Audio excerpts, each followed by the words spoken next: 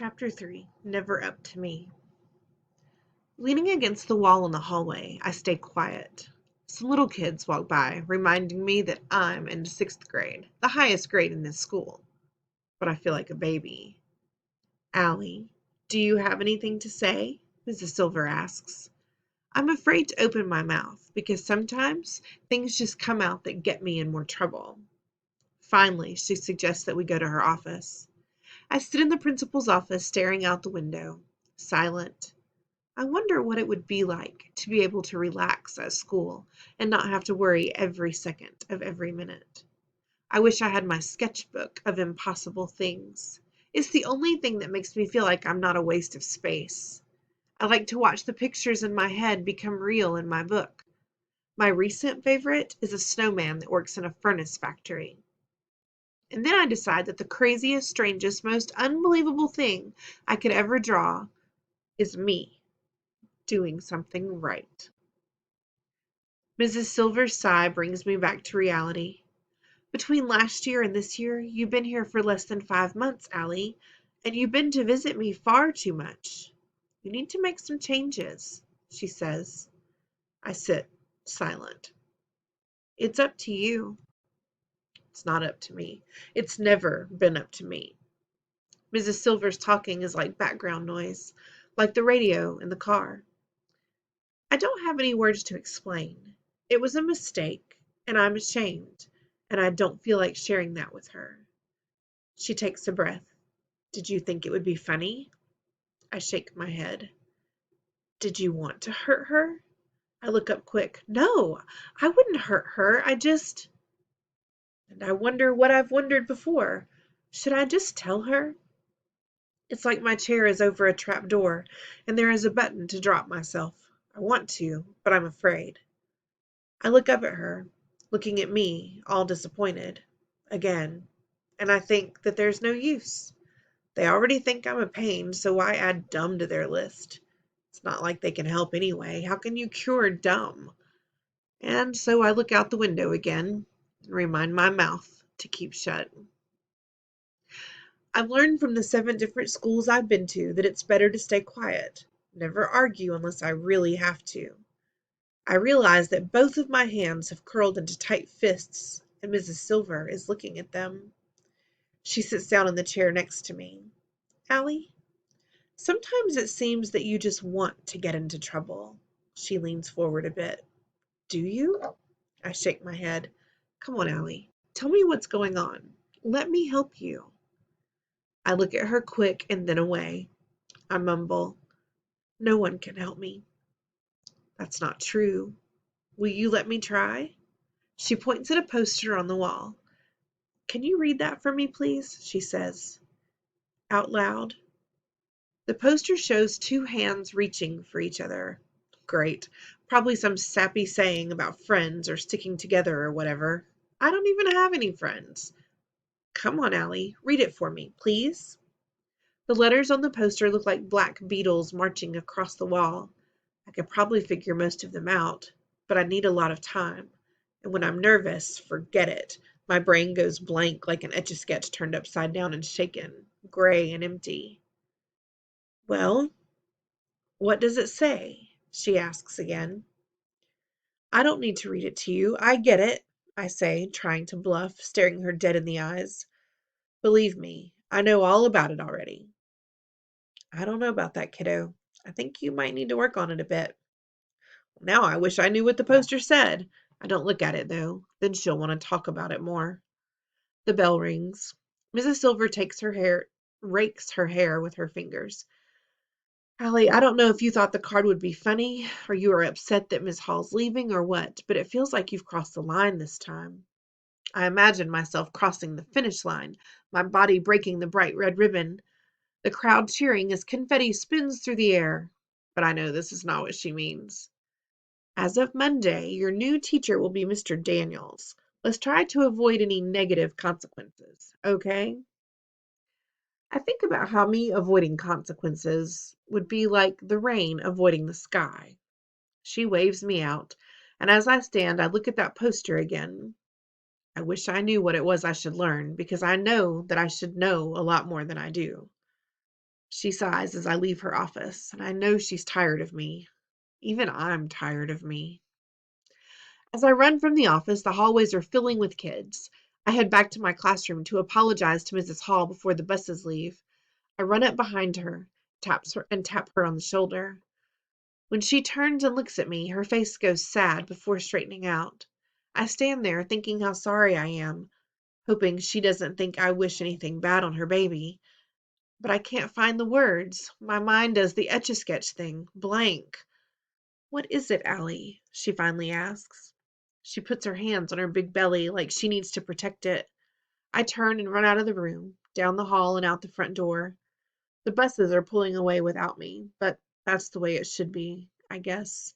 I deserve to walk all that long way, and all by myself. Chapter 4. Bird in a Cage.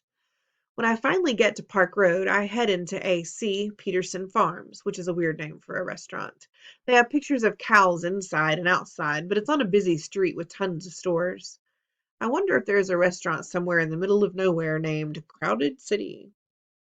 My mom is waiting. "Where have you been? I've been worried sick," she says, wiping her hands on her apron. "I missed the bus and had to walk." She shakes her head.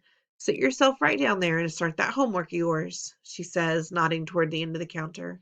"The same place I always sit. A place where she can keep an eye on me," she says. "Anything you want to tell me?" She seems tired. "They called you, didn't they?" I ask. "Yes. I don't know why you would do such a thing, Allie." She sounds sad instead of mad, which is worse, I think. There is a tray full of glass sundae dishes filled with brightly colored ice cream. Strawberry, pistachio, black raspberry, pink, green, and purple. I like the colors next to each other and wonder what kind of impossible things I can draw about ice cream. Maybe melting rivers of it, and a man with a cone-shaped head sitting in a banana split dish rowing with a spoon. "Allie, are you listening?" "Oh, sorry," I mumble, pushing off the floor with my foot to spin on the padded stool. "I just don't know what to say anymore." My mom's boss looks at her over his glasses. She drops to a whisper.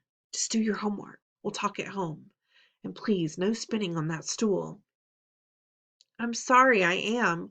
I really thought Mrs. Hall would like that card." "How could that be?" she says as she picks up the tray of ice cream and moves away. Pull out a book and open it, but the letters squiggle and dance. How are other people able to read letters that move? So instead, I stare at the steaming liquid dripping into a coffee pot and start thinking of steaming volcanoes and dinosaurs standing around drinking coffee, staring up at the giant meteor soaring through the air, commenting on how pretty it is. And I think about how lucky they were that they never had to go to school. I grab a napkin and begin drawing a drawing of them for the sketchbook of impossible things. Soon my mom's brown and white checkered apron is in front of me. I look up. I swear it. I didn't know it was a sim a card for dead people. It's a sympathy card, she says, and it's for the people that miss the person that has died, not for the dead. Well, don't you think the dead person deserves a card more than anyone? And she laughs. She leans her elbow on the counter and lifts her other arm to put her hand on my face. It's warm, and I'm so relieved that she isn't mad at me. "You're funny, you know that?"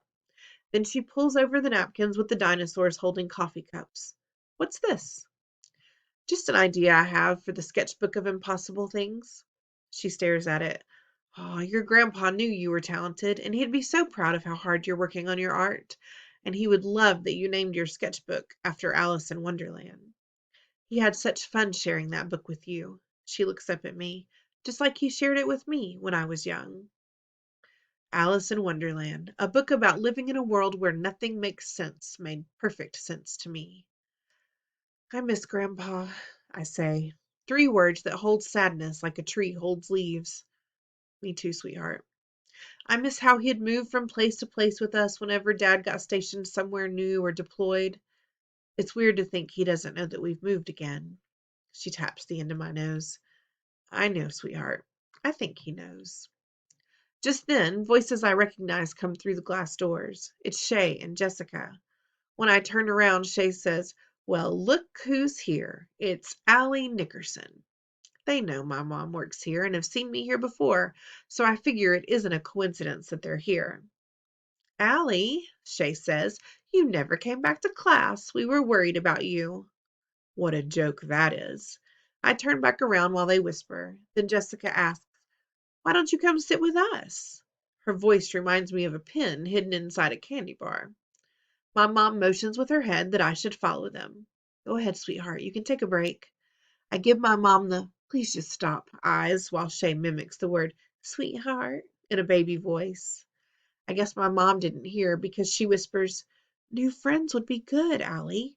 It wouldn't hurt you to at least give them a chance. Someone comes to seat them, but Shay asks, can we just sit at the counter? Great. Once they sit, there are two stools between them and me. My mom leans in and whispers, why don't you move down and sit with them? They're reaching out, Allie. Reaching out with a bottle of poison. I think back to one of our apartments where the landlords kept llamas in their field. I loved them, but Mom said they smelled. I whisper back, it's more likely that you'd buy me my own pet llama than me sit with them. She half smiles. What shall we name the llama? I squint and shake my head.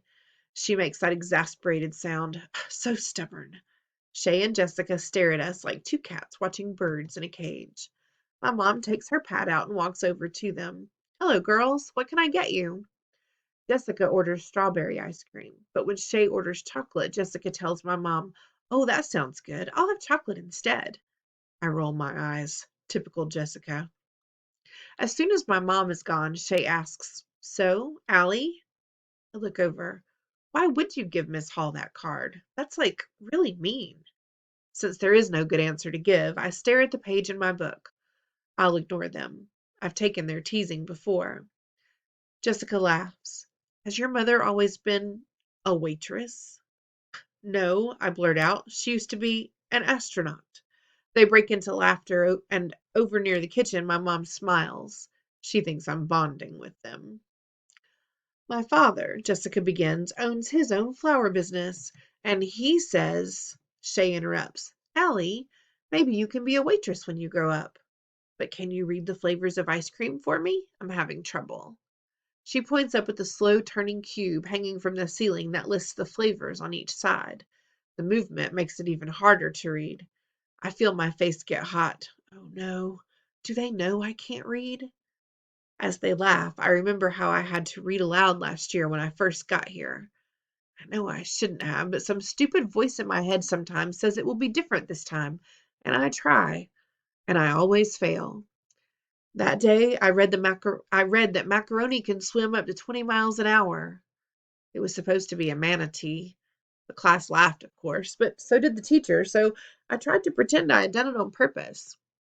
I get up, walk behind them, around the corner, and into the back room. I'm not supposed to be back there, but it's the only place they can't follow me. I step behind the tall metal shelves with cans of pickles and ketchup and relish that are bigger than my head. Pushing my back hard against the wall, I see words on everything that surrounds me. Boxes and cans and giant plastic bottles. Words. I can never get away from them. I think back to second grade when my teacher wrote a whole lot of letters down and asked me what they said. I had no idea, but I was used to that. That spells your name, Allie. Allie Nickerson. Who knew a second grader could understand what being humiliated feels like? Tears begin to come, but I swallow them because I know I'll be found soon. I worry so much about them knowing my secret that my stomach feels like I've been kicked in the guts. Allie? My mom asks as she comes around the corner. Your friends have gone. What are you doing back here? I can't tell her. Thinking I have friends makes her so happy. Honey, I was checking the ingredients of ketchup. Her eyebrows bunch up. She knows something is up, but I walk past her before she asks another question. I walk back out into the restaurant with her following and sit next to Shay's and Jessica's matching empty dishes. It feels like they should mean something. Like maybe I'm an empty dish compared to everyone else. But mostly those dishes make me feel like this year will be the worst year I've had so far. And that's really saying something.